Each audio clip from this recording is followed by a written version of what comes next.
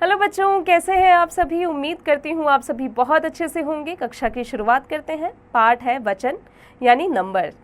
बच्चों, हमारे आसपास बहुत सी चीज़ें दिखाई देती हैं जो संख्या में एक या एक से अधिक या अनेक दिखाई देती हैं। इन संख्याओं का बोध कराने वाले शब्द वचन कहलाते हैं। आओ चित्रों के माध्यम से समझें।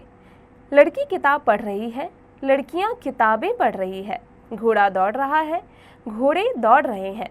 बच्चों, ऊपर दिए गए चित्रों में लड़की और घोड़ा एक संख्या का बोध करा रहे हैं, जबकि लड़कियां, घोड़े और किताबें एक से अधिक अर्थात अनेक होने का बोध करा रहे हैं। अतः ये कहा जा सकता है कि शब्द के जिस रूप से उसकी संख्या अर्थात एक या एक से अधिक होने का बोध हो उसे वचन कहते हैं। वचन के भेद। वचन के दो भेद होते हैं, एक वचन और बहुवचन। एक वचन संज्ञा के जिस रूप से एक ही वस्तु, पदार्थ या प्राणी के होने का बोध होता है उसे एक वचन कहते हैं, जैसे घड़ी, चाबी, माला। बहुवचन संज्ञा के जिस रूप से एक से अधिक वस्तुओं, पदार्थों या प्राणियों के होने का बोध होता है उसे बहुवचन कहते हैं, जैसे घड़ियाँ, चाबियाँ, मालाएं। वचन परिवर्तन के नियम। स्त्रीलिंग शब्दों के अंत के अ को ए में बदलकर, जैसे एक वचन को बहुवचन में सड़क, सड़कें, बहन, बहनें, रात, रातें, पतंग, पतंगें, आँख, आँखें, पेंसिल, पेंसिलें, पुस्तक, पुस्तकें, बात, बातें, भैंस, भैंसें, दुकान, दुकानें, खाट, खाटें, बूंद, बूंदें। पुल्लिंग शब्दों के अंत के आ को ए में बदलकर छाता, छाते, संतरा, संतरे, केला, केले, बच्चा, बच्चे, पंखा, पंखे, सपना, सपने, गन्ना, गन्ने, बेटा, बेटे, खिलौना, खिलौने, कपड़ा, कपड़े, कमरा, कमरे, घोड़ा, घोड़े, लड़का, लड़के, पैसा, पैसे, बकरा, बकरे।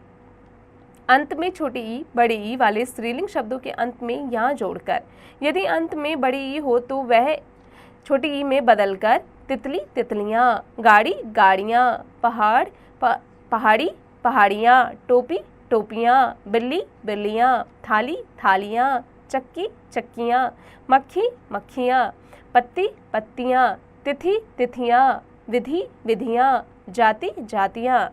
अंत में आ अथवा छोटी ऊ या बड़े ऊ वाले स्त्रीलिंग शब्दों के अंत में ए जोड़कर, यदि अंत में बड़े ऊ हो तो वह छोटी ऊ में बदलकर वस्तु, वस्तुएं, ऋतु, ऋतुएं, धेनु, धेनुएं, धातु, धातुएं, बहु, बहुएं, वधु, वधुएं, माता, माताएं, दवा, दवाएं, सभा, सभाएं, माला, मालाएं, कन्या, कन्याएं, कविता, कविताएं।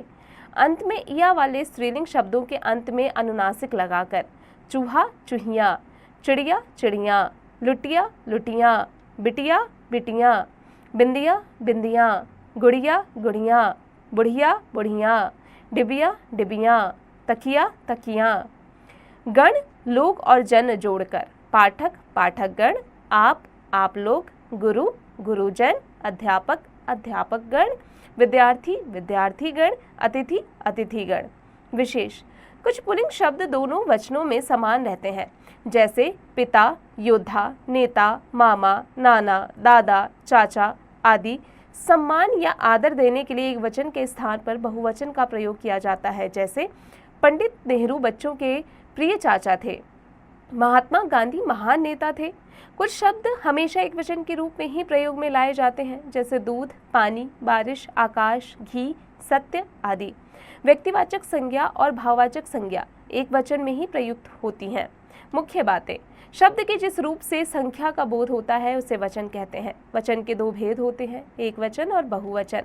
कुछ पुल्लिंग शब्द दोनों वचनों में समान रहते हैं। आदर देने के लिए एक वचन के स्थान पर बहुवचन का प्रयोग होता है। कुछ शब्द सदैव एक वचन तथा कुछ शब्द सदैव बहुवचन होते हैं। अब आते हैं अभ्यास पर।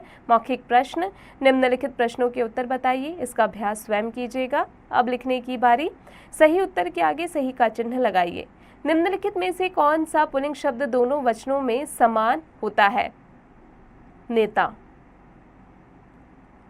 बच्चों, आगे का अभ्यास स्वयं कीजिएगा। निम्नलिखित शब्दों के बहुवचन बनाकर लिखिए। बच्चों, इसका अभ्यास स्वयं कीजिएगा। निम्नलिखित वाक्यों में रंगीन शब्द के वचन परिवर्तित करके वाक्य पुनः लिखिए। दादाजी मेरे लिए मनपसंद खिलौना लाए। दादाजी मेरे लिए मनपसंद खिलौने लाए। बच्चों आगे का अभ्यास स्वयं कीजिएगा। क्रियात्मक कार्य, उदाहरण के अनुसार दिए गए शब्दों के चित्र सहित बहुवचन बनाएं। जैसे उदाहरण है घड़ा, घड़े। बच्चों इसका अभ्यास स्वयं कीजिएगा। आदर प्रकट करने के लिए एक वचन के स्थान पर बहुवचन का प्रयोग करते हुए 4 उदाहरण दीजिए। उदाहरण, नेहरू जी भारत के प्रथम प्रधानमंत्री थे।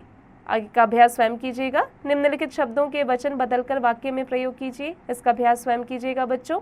उम्मीद है कक्षा में पढ़ाई गई हर एक बात आपको अच्छे से समझ में आ गई होगी। अब आप इसका अभ्यास निरंतर करते रहिएगा।